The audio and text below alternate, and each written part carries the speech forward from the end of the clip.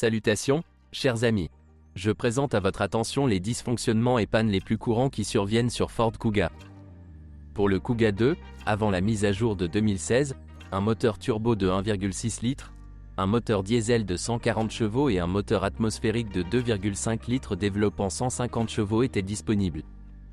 Après restylage, la gamme ne comprenait qu'une paire de moteurs à combustion interne à essence, le Duratec 25 déjà mentionné avec un volume de 2,5 et 1,5 EcoBoost, 150 et 182 chevaux, qui remplaçait la version 1.6.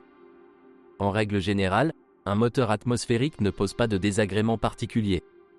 Ce n'est qu'après 200 000 km qu'il peut être nécessaire de remplacer le volant bimasse. La nécessité de cela est déterminée par le bruit de grincement métallique caractéristique. Les conducteurs n'ont pas eu une impression aussi positive des moteurs suralimentés EcoBoost 1.6 Ford Kuga de la deuxième génération. Ces moteurs à combustion interne subissent souvent une surchauffe. Le problème réside dans les tuyaux fragiles du système de refroidissement, ainsi que dans la culasse faible. Heureusement, aucun défaut de ce type n'a été constaté dans le moteur de 1,5 litres qui l'a remplacé. Les points faibles de tous les moteurs à essence sont les lambda et les modules d'allumage, ainsi que les générateurs qui tombent en panne après une conduite tout-terrain. Le capteur de niveau de carburant ne peut pas non plus être qualifié de fiable, il peut cesser de fonctionner même avec un faible kilométrage. La principale caractéristique de posséder des versions diesel du Ford Kuga de deuxième génération est la sensibilité à la qualité du carburant, vous devez toujours faire le plein dans des stations-service du réseau éprouvé.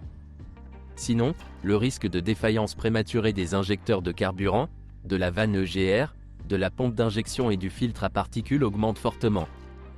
De plus, l'utilisation d'huile moteur à faible viscosité, telles que SAE20 et SAE30, peut entraîner la formation de grippage sur le vilebrequin et ses roulements. N'oubliez pas le système de distribution dont la chaîne a tendance à s'étirer si les règles d'entretien ne sont pas respectées.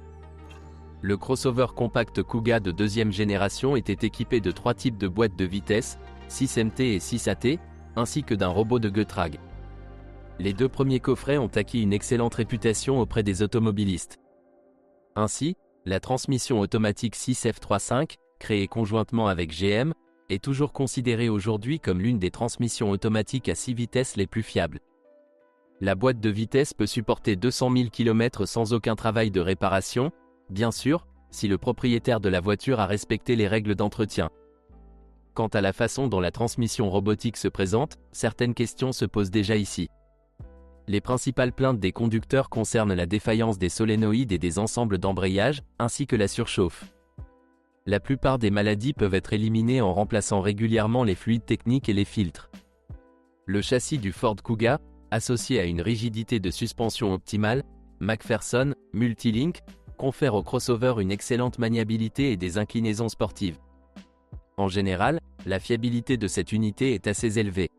Parmi les éléments qui devront être changés plus souvent figurent les bagues et les jambes de force stabilisatrices. L'intérieur du Ford Kuga se distingue par des matériaux de haute qualité et agréables au toucher et une qualité de fabrication élevée. Cependant, au fil du temps, le conducteur peut remarquer des bruits parasites et des cognements. En règle générale, les garnitures de porte arrière, les sièges et la tablette du coffre à bagages commencent à faire du bruit.